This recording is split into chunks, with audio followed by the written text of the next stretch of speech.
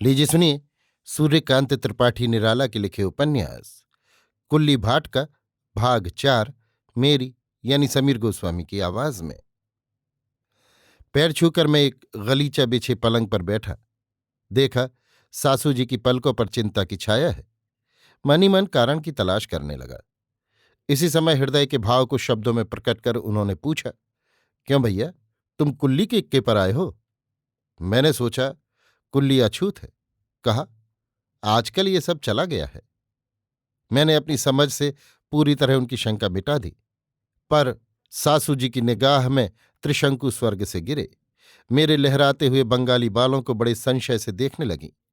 लहरियों से पुलकित होने की जगह सहर सहर उठने लगीं, जैसे उनकी कन्या के भाग्य और सुहाग के लिए धोखे की टट्टी हो।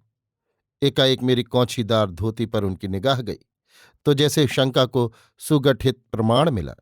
एक ही भाव में कुछ देर स्थिर रहकर उन्होंने लंबी सांस छोड़ी, निष्कर्ष तक पहुंचने की सूचना। फिर धीरे धीरे भीतर गईं। मैं बैठा हुआ फाटक के भीतर घर के बाहर वाले आंगन में लगा चिलवल का पेड़ देखता रहा। एकाएक ख्याल गया, इसकी डाल पर सावन में झूला पड़ता होगा।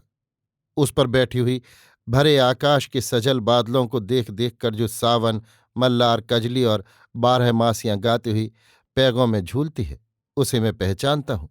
उसके कुल गीतों का इधर मैं ही लक्ष्य रहा हूंगा।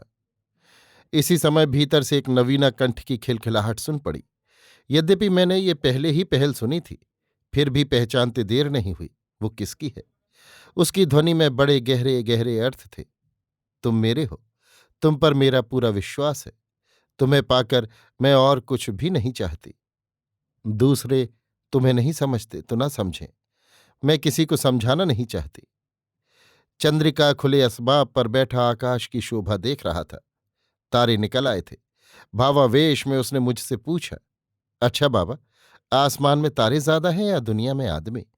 मैंने कहा, तुझे क्या जान पड़ता है? चंद्रिका कुछ सोच विचार कर हंसा। कहा, दुनिया आसमान से छोटी थोड़े ही है।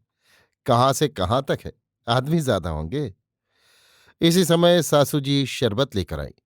उनका नौकर बाहर गया था, आया। सासू जी ने उससे पानी ले आने के लिए कहा।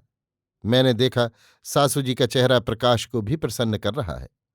उनकी आत्मजा जैसे उनकी आत्मा में प्रविष्ट हो क्षण मात्र में उनकी शंका निवृत्त कर चुकी है। परिष्कृत स्नेह के स्वर से कहा, बच्चा शरबत पी लो। मैंने शरबत पिया। सासू जी ने इस बार भी एक सांस छोड़ी, जो मुझे स्निग्ध करने वाली थी। चंद्रिका ने भी शरबत पिया। सासू जी प्रसन्न चित्त से पलंग के नीचे एक कंबल बिछाकर बैठी और मेरे पिताजी की बर्बरता की खुली भाषा में आलोचना करने लगीं। मेरी कई बार इच्छा हुई कि उत्तर में सासू जी को बर्बर कहूं, लेकिन श्रृंगार की जगह ससुराल में वीर रस की अवतारणा अच्छी न होगी, सोचकर रह गया। सासू जी अंत तक ये कहती बाज न आई कि उनकी पुत्री की तरह सुंदरी, पढ़ी लिखी, सुशील और बुद्धिमती लड़की संसार में दुर्लभ है।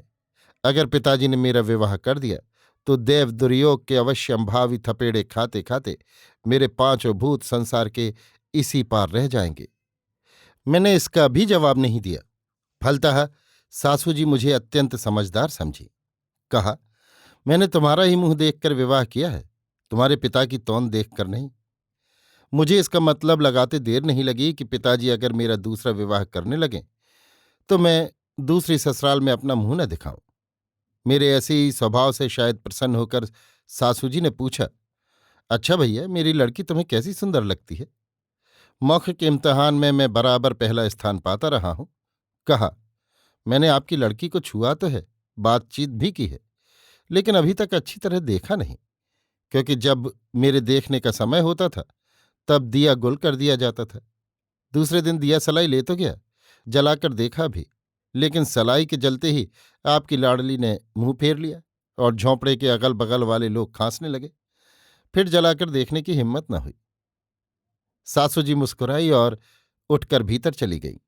भोजन के पश्चात मैंने देखा जैसे कवि श्री सुमित्रानंदन जी पंत को राय बहादुर पंडित सुखदेव बिहारी जी मिश्र ने, वैसे मेरी सासू जी ने मुझे भी 100 में 101 नंबर दिए हैं।